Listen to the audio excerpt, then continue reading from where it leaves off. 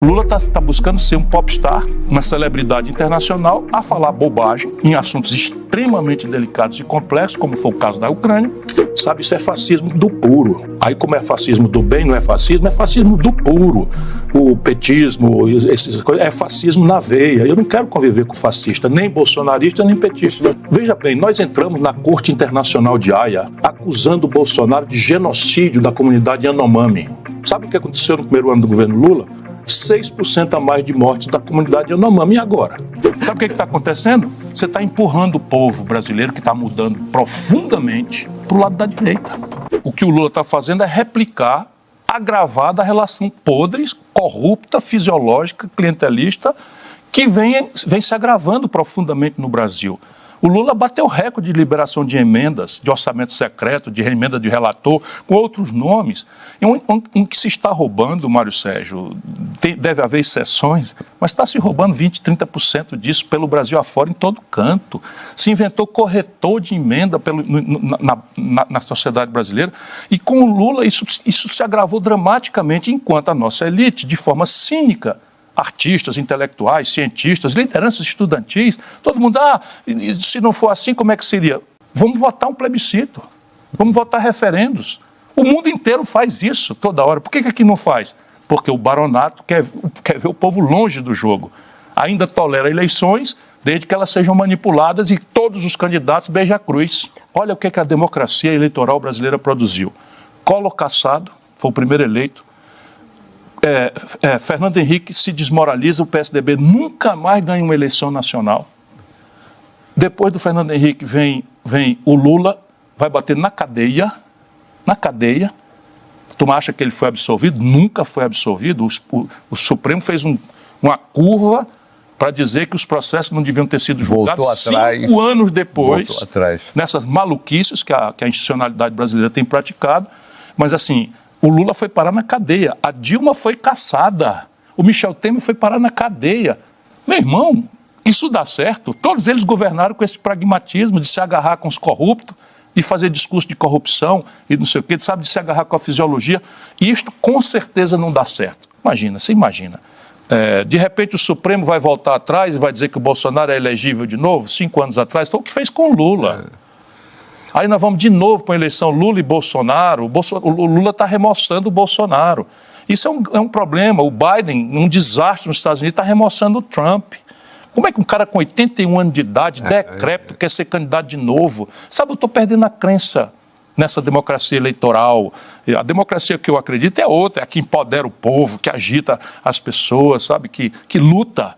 Caramba, tudo quanto é de organização estudantil, sindical, tudo dizendo amém, tudo dizendo... O Brasil paga para os seus trabalhadores o pior salário mínimo das Américas. Só perdendo para a Venezuela. O que explica isso? Como o Lula nunca deixou nascer uma liderança perto dele.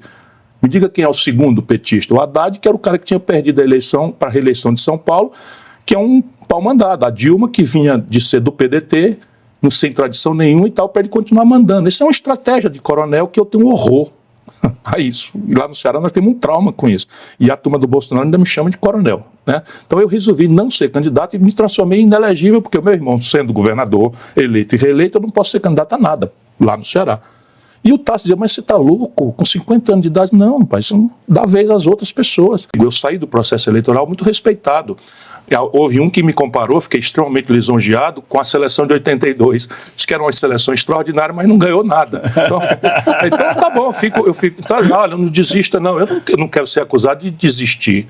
Mas você perdeu o direito de participar, como aconteceu comigo, sabe, isso é fascismo do puro. Aí, como é fascismo do bem, não é fascismo do puro. O petismo, essas coisas, é fascismo na veia. Eu não quero conviver com fascista, nem bolsonarista, nem petista. Lula está buscando ser um popstar, uma celebridade internacional, a falar bobagem em assuntos extremamente delicados e complexos, como foi o caso da Ucrânia. Eu fui dar uma palestra no Parlamento Europeu, eu cheguei lá no dia seguinte que o Lula tinha circulado para lá, o que eu ouvi me obrigou a defender o Lula. Lá fora, de tanta bobagem que o Lula falou, sabe, dizendo para cada ouvido o que ele queria ouvir sobre a questão da Ucrânia. E aí, Gaza, não sei o que e tal. Outro dia eu perguntei na minha newsletter, eu escrevo uma newsletter semanal, eu perguntei, cadê o pacificador, o mediador Lula, para 14 conflitos sangrentos que estão acontecendo na África? Coisas graves, né? Guerras de insurgência anticolonial, como está acontecendo ali no Sahel Central, inteiro. Não tem uma palavra a demonstrar que o Lula só se preocupa com a paz onde a imprensa presta atenção. Essa é a tragédia. E aí estoura. Ao norte, a Venezuela com um ditador para quem ele passa pano. Essa é uma linguagem do Ceará, que a gente diz que ele alisa o cara.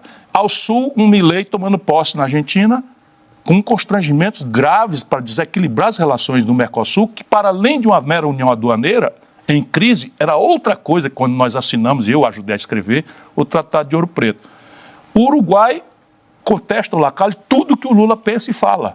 A Colômbia está lá em crise. Na Bolívia se dissolveu o consenso entre o Evo Morales e o presidente, que pôs fim ao golpe, e o Lula passeando no estrangeiro, enquanto a nossa região, que devia ser a prioridade, ferve. Agora, pela primeira vez em 40 anos, a posse do presidente da República da Argentina não esteve presente nem o presidente, nem o vice do Brasil. Você sabe o que pode acontecer agora? Nós estamos na iminência de uma irresponsabilidade a mais desse ditador patético da Venezuela, que é homenageado todo dia pelo Lula e pelo PT, que resolveu criar um inimigo externo para tentar superar a tragédia da sua impopularidade interna. Era o meu próximo tema, e um pouco mais amplo, não é só política externa. Eu arremato só ainda na questão, para concluir, que falta senhorio sobre o território brasileiro. Mas é isso. Hoje o efetivo militar brasileiro na Amazônia não aguenta 24 horas de confusão com a Venezuela.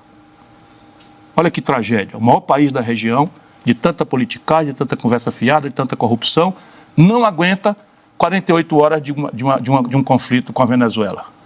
A Venezuela está moderna, equipada por chineses, por russos, tem um irresponsável à sua testa que está querendo, enfim, reverter um quadro interno trágico e pode inventar. E o único jeito de fazer uma guerra de ocupação que exige infantaria é entrar pelo território brasileiro em Roraima. Nenhuma declaração Lula deu. Ainda bem que o ministro da Defesa falou. Hoje eu senti liderança estudantil a favor. Os artistas tudo batendo palma para essa contradição. E aí pronto, fica todo mundo feliz e catártico, porque agora na solenidade oficial eu falo todes. Tenha santa paciência. Sabe o que está acontecendo? Você está empurrando o povo brasileiro, que está mudando profundamente, para o lado da direita. Porque se eu pergunto ao povo quem é o responsável por saúde, educação, emprego, juro, crediário, etc., ele diz é o governo. Se eu quero impor a ele minha visão sobre gays, lésbicas, a minha moralidade, a minha religiosidade, ele me manda pastar e vota para a direita. Veja o Rio de Janeiro. O Lula não mudou tal coisa em relação ao Bolsonaro, não mudou nada. É chocante o que eu estou dizendo. Desde os dados graves da economia, superávit primário, meta de inflação, câmbio flutuante, autonomia do Banco Central. Já vamos entrar nesse tema. Justo ou não, correto ou não, qual é a diferença no manejo do modelo econômico que o Lula pratica e o Bolsonaro?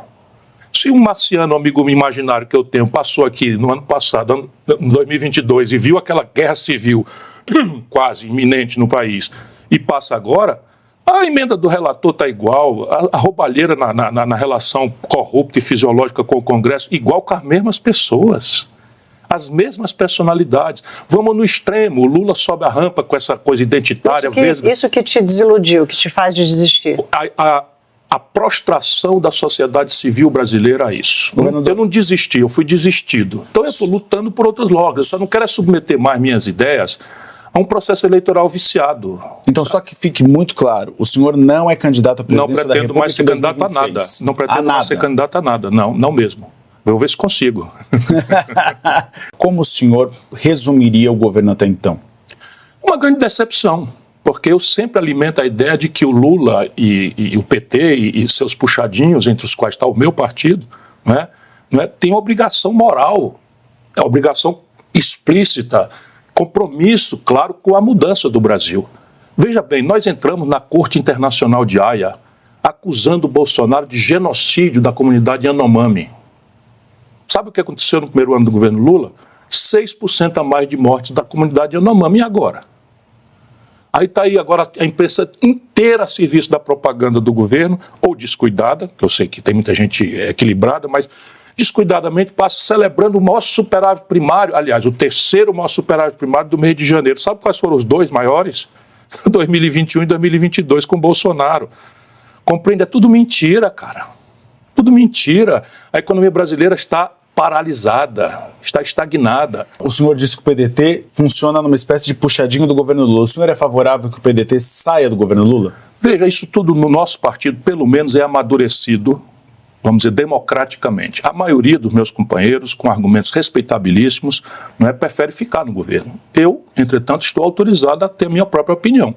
É evidente que o partido tomando decisões, eu vou acatá-las, porque não estou mal satisfeito com o meu partido. Mas, programaticamente, o que está acontecendo no Brasil é o oposto do que nós do PDT representamos. O senhor consegue ser exatamente o oposto.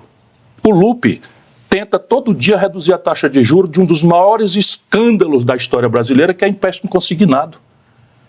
Todo dia. E o governo fica contra o Lupe. Para proteger o empréstimo consignado, sabe o que é, né? Desconta na fonte e entrega para o banco sem risco operacional nenhum. E você cobra quase 2% ao mês, irmão. Fala isso na Europa, nos Estados Unidos. As pessoas ficam chocadas, acham que está tendo erro de tradução quando eu falo a não fluência em inglês ou francês meu. Ninguém acredita nisso quando eu falo. O crédito pessoal no Brasil vai para 300% de juro. O Lula está desautorizando o Lupe, então? Mas já fez isso de forma escandalosa, já mais de uma vez. Sabe o que eles fizeram agora?